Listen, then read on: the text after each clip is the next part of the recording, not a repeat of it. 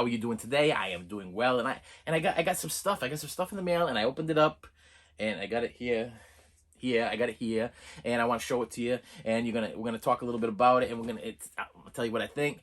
And it's the norm. It's the norm, okay? And what you're gonna do is you're gonna hit the subscribe button, because that makes me super happy, okay? And then you're gonna walk away, okay? Because it doesn't cost anything to hit the subscribe button. You're just making me happy, and that's the way it works. First thing I picked up was the Little Rascals. This is the Classic Flicks Restoration Volume 3. Now, if you watched any of my old videos, you know that I am a big black and white fan. Little Rascals, Marx Brothers, Three Stooges, stuff like that. And I have been always in the hunt for an almost perfect remastered cut of the Little Rascals. Everything that they've given us so far has been it's been watchable. That's what we'll call it, watchable. The DVDs, where I was excited when they came out, and I was like, well, first originally it was solo DVDs, actually solo VHS tapes, and I was like, wow, these are pretty good. They were hosted by somebody. I can't remember what his name was, but he would host the thing, and then all of a sudden the episode would come on, and they were great. These were the VHS tapes, and the DVDs came out, and they were similar, okay, similar, but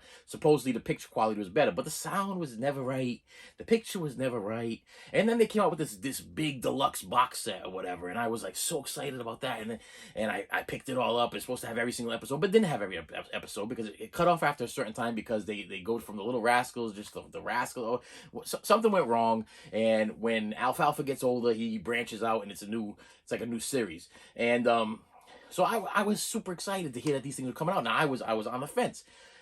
I bought 1 and 2, and I watched 1 and 2, and I got to tell you, my friends, if you are a Little Rascals fan, a fan of old media stuff, like they cleaned up, polished up, sound fixed up, this stuff is Classic Flicks Company is the absolute, as far as I can say, my opinion right now, is the absolute best when it comes to cleaning up this old media, and like the sound, the picture. I'll try to put like a side by side so you can see what's going on with a couple of the episodes, because it is just amazing what they did. I've spent years, and we every year we have a tradition in our house, and we watch nothing but black and white movies for a whole day, nothing but black and white TV shows, black and white movies, and that's what we watch for the whole entire day. And I would put these on for years, and my kids would be like, put the volume up, and I literally had that volume up on like 80, cranked. You know what I mean? You get the sound, you get the surround sound on, you get the volume up cranked, and the sound was just never, you could not understand what they were saying. And this is funny stuff. I mean, if you listen to the dialogue, if you watch it, it's funny stuff. If you can't catch the dialogue, then it kind of ruins everything. You know what I mean? And if the picture's all grainy and dark and messed up and spliced and jumping and going from scene to a scene from, let me just say, the stuff in the past that I've purchased has been a mess, and this is an awesome upgrade. So Classic Flicks, this is the Restoration Volume 3, and 1 and 2 were excellent. So if you don't have 1 and 2, and how many episodes are on this thing? Let me see, so I give you a proper, so it's 210 minutes, black and white, 1932 to 1933, and we have, are they going to tell me?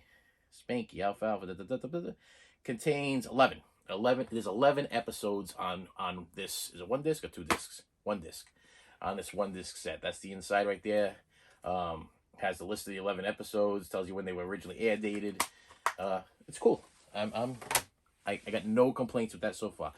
Then, if you've been watching my channel, you know that I'm also on and upgrading my Johnny Depp collection. And this is one I hadn't seen in a while, and I wanted to watch it again. And I was like, when I get my mind set on I'm collecting. When I get my mindset on I'm collecting and I'm going to order something, okay? Even though I have the DVD in my collection, I will wait for the Blu-ray to come in, and that's what I did. I waited for the Blu-ray, and this is the Lone Ranger, the Disney Lone Ranger, with Johnny Depp as Tonto, and that other guy. What's the other guy's name? Armie Hammer? Armie, is that his name? Armie. I don't know what Armie Hammer is, but I guess Armie Hammer. Isn't that like a detergent? Or Armie Hammer. I don't know what Armie Hammer is. He's probably like a big star. I apologize to you, Armie Hammer. But if I look at the girl on the back, it looks like the girl in every Tim Burton Johnny Depp movie there. What's her name? Am I going to get her name right there? Mrs. Lovett's there. Oh, this is Jerry Bruckheimer too, and he's got his hands and everything. Armie Hammer. Wow. Okay. Give me her name. Give me your name. Tom Wilkins, Barry, whatever, James. Okay, that's that one right there. Okay, wait a minute. Helen Bonham Carter. Bonham. Am I saying that right? Yeah, I think she's a great actress. I love her. She's the one from Harry Potter. She was in Sweeney Todd. Wow, drawing a complete blank. Lone Ranger. Okay. Anyway, I thought this was decent. We're ready to throw the thing over there. I thought this was a decent movie. It was decent enough for me to go buy the action figures. Okay, that's what I gotta say. I watched it like one time. I watched it on DVD. I watched it in a movie theater. I bought it on DVD. Watched it on DVD. I thought it was good. Matter of fact, I thought the Johnny Depp character totally overshadowed the Lone Ranger character. So that's another reason why I purchased that on DVD. Does it have a digital? I'm gonna check for the digital because if I have a digital in here, I don't know if I bought this new or used. With this, there is a. Okay, this is a. Congratulations on something here. Let me see here. Redeem. Sorry about that. I tried. It wasn't there. Okay. What else did I get? Haven't watched it yet. Sacrilege probably, but it's Venom, Let There Be Carnage. I plan on watching this one tonight, and then I'll probably do a review on it. Wasn't a big fan of the first Venom movie. Now, you're probably like, why? Why were you a fan of the first Venom movie? I don't know. I think the guy that plays the main character there, the Mad Max, I liked him as Mad Max, and I'm pretty sure it was close to just seeing I just got done seeing Mad Max, and then came Venom, and I was like, that's Mad Max. Why is he in Venom? And then I'm like, Mad Max. I just had a hard time with it. I had a hard time being the fact that he was doing Venom, and a lot of people really love him as this character.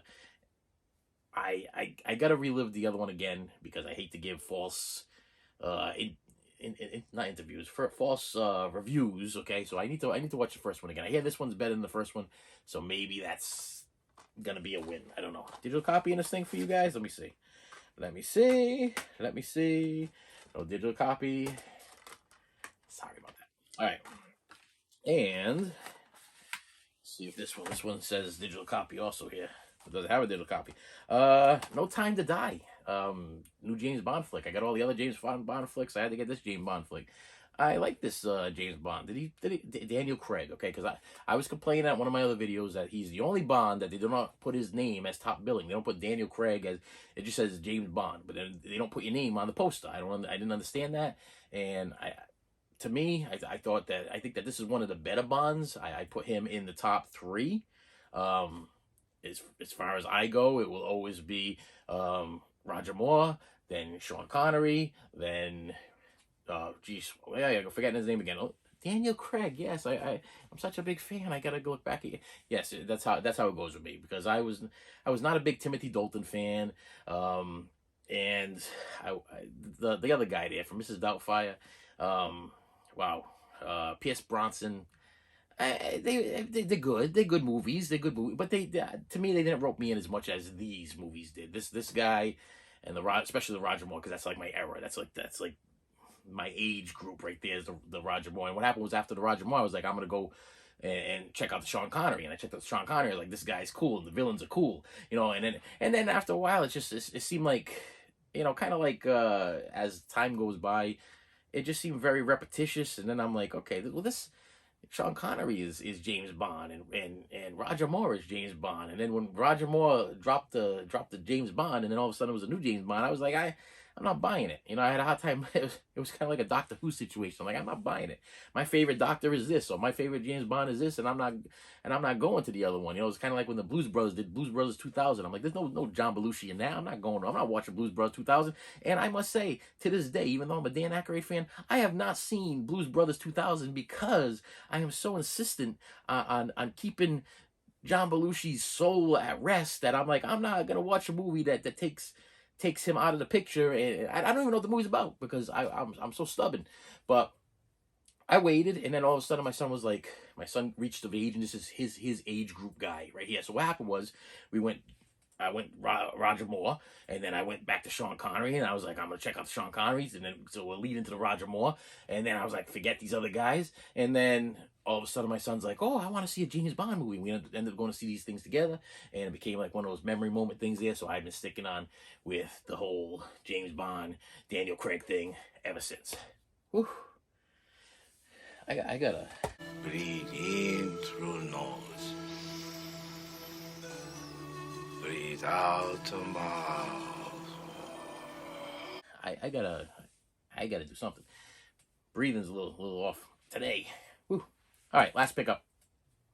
And I have put this in. I have been trying to watch this for about 3 days now because it is god awful. Okay, I'm sorry. Forgive me. I'm confused. I am. And listen, if you're my younger audience, you ain't gonna get it. If you're my older audience, you might get it. The middle audience, you might be like, I get it a little bit. It's this movie called Hound of the Baskervilles. Peter Cook and Dudley Moore. Okay, so it's not even in here because it's still in my Blu-ray player because I've been trying to watch it for 2 days now. Okay, because every time I put it on, I fall asleep. I can't make it through it. Now, I am confused because I've watched movies that are spoofs on... I'm a Sherlock Holmes guy. Okay, I like watching Sherlock Holmes classic movies. I loved what's his face as Sherlock Holmes, the new guy, Robert Downey Jr. I thought that was great. And so I'm always in the hunt for anything Sherlock Holmes, any kind of murder mystery Sherlock Holmes entitled thing. And this thing popped up from Kino and Code Red. So I was like, I was also on a Kino Code Red kick for a while, and I'm like, I'm gonna get this movie. I'm gonna pick it up. I waited. I bought it for $20. I'm having a little bit of regrets. I'm having a little buyer's remorse. I bought it brand new, $20. Having a little buyer's remorse. I was like excited. I'm like, yeah, brand new Dudley Moore. I love Dudley Moore. I love Arthur. I loved him in the Santa Claus movie. 10. I'm a Dudley Moore fan. I like Dudley Moore. Something about the guy. He's charismatic. I mean, he passed away. God rest his soul. But this movie, I was looking for a Without a Clue. If you ever seen Without a Clue, you know what I'm talking about. It's like a spoof on Sherlock Holmes where Watson is actually the smart guy, and he's the one that's telling Holmes how to do things because Holmes is like an alcoholic or whatever. That's what Without a Clue is about. I was hoping that this was the same kind of situation, but the story in this is what I got so far, and I'm going to give you what I got so far because I haven't gotten through the whole movie yet because I keep falling asleep. Sherlock Holmes doesn't want to go on the adventure, so he sends Watson instead, and Watson is not too smart, but then all of a sudden they flash back to Holmes, which is he's back in some other place in, I think, London or whatever, and he's doing his thing, and I don't really even care about you anymore, Holmes, because I bought the movie for Dudley Moore, and I want to see Dudley Moore try to find the crime, and I'm going to be honest with you, I watched 2 days. I don't even know what the crime is. I don't know. I don't know what he's trying to solve. I'm confused. I don't know if they're going to get back together again. There's a lot of actors in here that I've seen that I was like, oh, well, I recognize these actors from other movies. And maybe it's going to pick up a little bit. I don't know. I think I'm like an hour into it. And I'm just... I can't do it. I can't make it through. This will be day number 3. I'm gonna chug through it. I'm trying to push right through it again. It's been terrible. It's been such a battle, and it's Hound of Baskerville. It's a classic Sherlock Holmes story. I've seen it done by numerous actors, that have done it. Basil Rathbone, Nigel Bruce, and what's that? Jeremy something, the British guy from BBC. I've seen him do it. There's a solo one with I think Peter Cushing. I want to say Peter Cushing. I've seen all of these. This one, I don't know what the problem is. I don't know.